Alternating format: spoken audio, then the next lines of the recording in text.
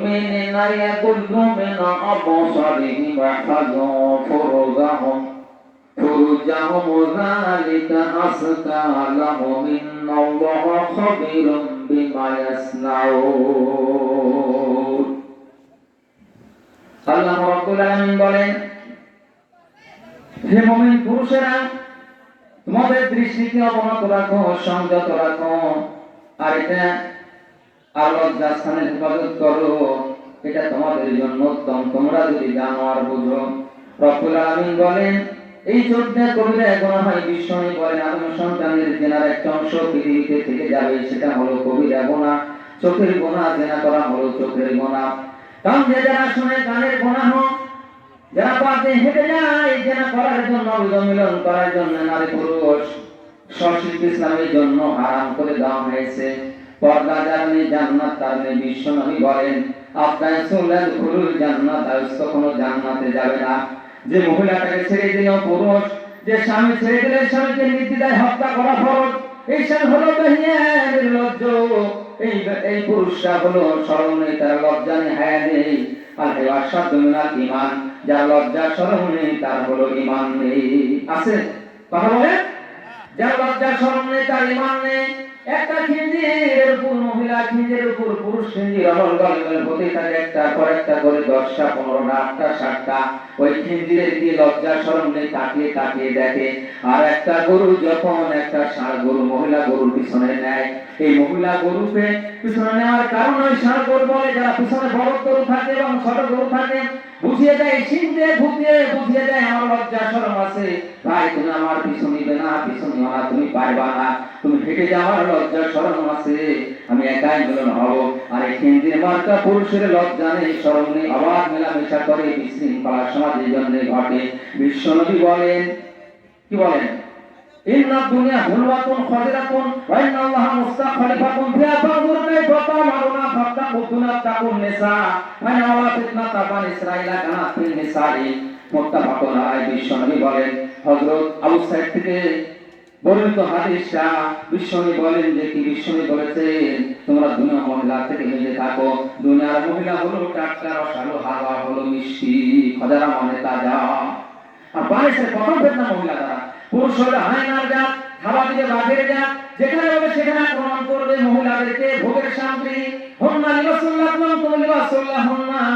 রব্বুল আলামিন বলেন, মহিলা তোমাদের লিবাস আর তোমরা তাদের লিবাস, স্বামী ছিল ভাই লিবাস, কিন্তু লিবাস তো রাখে না। লিবাস করলে সৌন্দর্য বৃদ্ধি পায়। তো চাচা মামা তো ভাই যখন বাড়িতে আসে,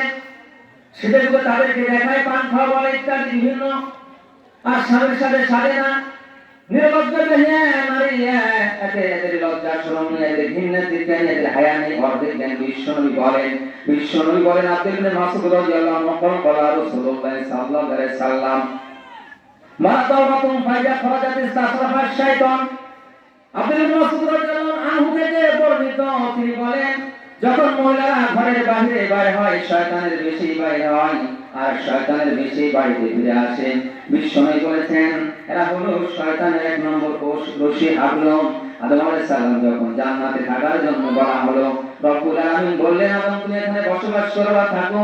ওয়া তাকরাবা হাদিস শাজারাত তাকুনা মিনাল যালিমিন, ওই দিকে নিকট যাও না, যদি যাও জালিমদের অন্তর্ভুক্ত হবে, সীমালঙ্ঘন করবে তুমি, তাহলে তোমাকে শাস্তি দেওয়া হবে। যারা জানেন সূরা মাজার 44 45 46 47 48 আছে, যারা জানেন, যারা ফাসিক, যারা কাফের, কোরআন সুন্নাহ দিয়ে যারা বিচার ফয়সালা করে না, ব্যক্তিগত জীবন, পারিবারিক জীবন, রাষ্ট্রীয় জীবন, সমাজ জীবন, সব জীবন পরিচালনা করে না, এরা হলো জালিম, এরা হলো ফাসিক, এরা হলো কাফের। আর আদম আলাইহিস সালামকে রব্বুল আলামিন বললেন, আদম এখানে থাকো, পুরো জান্নাত ভ্রমণ করো, দিকে নিকট যাও না, যদি যাও তাহলে তোমার সমস্যায় পড়ে যাবে। শয়তান পরবন্ধী বলল, ওয়া কসামা ইন্নাকুম আলা মিনান নাসিন, সত্য পরিষ্কার দোয়া করে বলল। দেখেন এই সমাজে কোন লোক যদি কোনো ওষুধ দিতে চায়, কোন ফসলের পরামর্শ করতে হয়, হয় না, দোকানদারকে বলে, ভাই কি ওষুধটা দিব বলেন তো। যখন বলা হয় তখন কি হয়, 10টা বলতে তিনি একটা বা দুটা সিদ্ধান্ত গ্রহণ করেন। গ্রহণ করার পরে কেউ অবসর ওষুধ দেন, ভালো হয় তো, অনেক সময় হয় না। শয়তান ইবলিস কসম করে বলল, আমাদের আদি পিতা আদম আলাইহিস সালামকে বলা হলো, ওয়া কসামাহু ইন্নাকুম আলা মিনান নাসিহিন, সত্য পরিষ্কার তওবা করে বলল, আমি হিতাকাঙ্ক্ষীদের একজন, তুমি খেয়ে নাও বন্ধনটা, নিষিদ্ধ ফলটা, সমস্যা নেই, কি হবে না, ফিরিস্তা হবে। ইবলিস এমন শয়তান এমন খারাপ শয়তান দাজ্জাল বলেছিল আল্লাহ সাল্লাম কি করলেন এই গন্ধটা কেনার পরে পেশাব পায়খানার ব্যাগ হয়ে গেল আলাইহিস সালাম করলেন খাওয়াইলেন হাতে যেটা করা হলো তাই করা হলো দেখবেন যখন কেস হয়ে যায় কোনো মানুষের কথা বলি বুঝে নেন যখন কেস হয়ে যায় রায় হবে ওই আসামি কি করেছেন 5 কেজি গরুর গোশত 2 কেজি খাসির গোশত তামসের মাছ 2 কেজি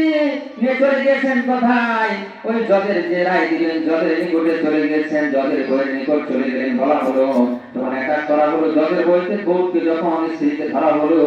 ধরার পর জজের বউ বলছেন আপনি সারা লাইন যদি পড়া লাইন গুলি পড়েন আজ আমার পক্ষে রায় তার পক্ষে কথা বলে রায় আমার পক্ষে জজের বউ রায় দিবে তার মানে কি জজকে ধরেছেন জজ আর রায় দিতেই হবে আসামির পক্ষে হয় তার আসামির জামিন দিতে হবে ফাঁসির আসামিতে পড়ে পড়ে সারা তিনি বলছেন আমি তোমার কাছে শোনো না ভালো ভালো না কে বলছেন জজের স্ত্রী বলছেন রায় আমার পক্ষে আগে হবে বাধ্য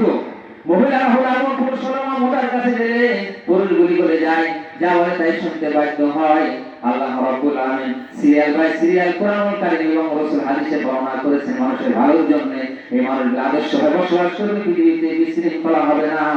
আল্লাহ রাব্বুল আলামিন আয়াতগুলি হাদিসগুলি কোট করে জানিয়ে দিয়েছে ভাববে না অধিকাংশ লোক সঠিক জানে না সঠিক হক জ্ঞান নেই বোঝার পরে বোঝে না জানার পরে জানে না শোনার পরে শোনা না ইবলিসের হলো দাদা তাই কাঠে গন্ধম খাইলেন আর বললেন ওই স্ত্রী গন্ধম খাইলেন ফলবন দিলেন খাও এটা করলো শয়তান কি দিয়ে নারী দিয়ে ধরলো কাকে আদিম আলাইহিস সালামকে ধরলো না নারী দিয়ে ধরলো এদিকে কি দিয়ে ধরলো জজকে ধরলো তার স্ত্রী নারী দিয়ে ধরে জলবায়িত হলো রাই হলো তার পক্ষে আসামের পক্ষে পরদিন আসামি হয় খালাস না হয় জামিনকে বাসায় হাসতে হাসতে চলে গেল ইবলিস শয়তান বুঝেই ফেলেছে যে আমি যখন এটা করব পুরুষদেরকে নারী দিয়ে করব কি করবে শাওয়াল ইবনে সাদ রাদিয়াল্লাহু আনহু قال রাসূলুল্লাহ সাল্লাল্লাহু আলাইহি ওয়াসাল্লাম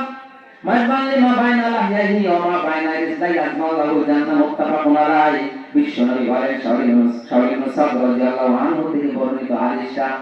শাওয়াল ইবনে সাদ থেকে হাদিসটা বর্ণিত বিশ্বনবী বলেন কোন যুবতী যদি বুকে হাত দিয়ে বলতে পারে আমি আসলে আছি আমি জেনা করি নাই তাহলে জান্নাতের জামিনদার হয়ে যাবে বিশ্বনবী বলেন আমাকে জিবরাইল বলে গেল আমি ওয়াদা দিয়ে দিলাম কোন যুবক এবং যুবতী যদি 10 বছর 12 বছর 15 বছর 16 বছর 20 বছর জীবন চলে যাওয়ার ভাগ বৃদ্ধ পর্যন্ত জেনা করে নাই আমি রাসূল বলে দিলাম জান্নাতের জামিনদার হয়ে যাব করে না একটা পুরুষ একটা নারী আসলে থাকে হাজার মানুষের নাম পর্যন্ত জাহান্নামী ধারণা করার দরকার নেই সূরা তাহরিম সূরা ফুরকানের মধ্যে আল্লাহ রাব্বুল আলামিন বোর্ড করে আয়াতগুলি জানিয়ে দিয়েছেন তার কথা রব্বুল আলামিনের মুখের ভাষা হলো কোরআনুল কারীম কোরআন আর রাসূলের মুখের ভাষা হলো হাদিস কোন সন্দেহ নাই রব্বুল আলামিন বলেন ইয়া আইয়ুহাল্লাযীনা আমানু তুবু ইলাল্লাহি তাওবাতান নাসুহা আসা রাব্বুকুম আন ইয়াগফিরাকুম সাইয়্যাতিকুম ওয়া ইয়াদখিলাকুম জান্নাতিন তাজরি মিন তাহতিহা আল-আনহার খালিদিনা ফিহা রব্বুল আলামিন কি বলে দিচ্ছেন তোমরা তওবা করো সত্য পরিষ্কার তওবা তোমাদের রব সম্ভবত তোমাদের রব ক্ষমা করে দিবেন শূন্যস্থান পূরণ করে দিবেন এবং পাঁচক জমা জান্নাতে প্রবেশ করিয়ে দিবেন যে জান্নাতের তলদেশ দিয়ে নদী প্রবাহিত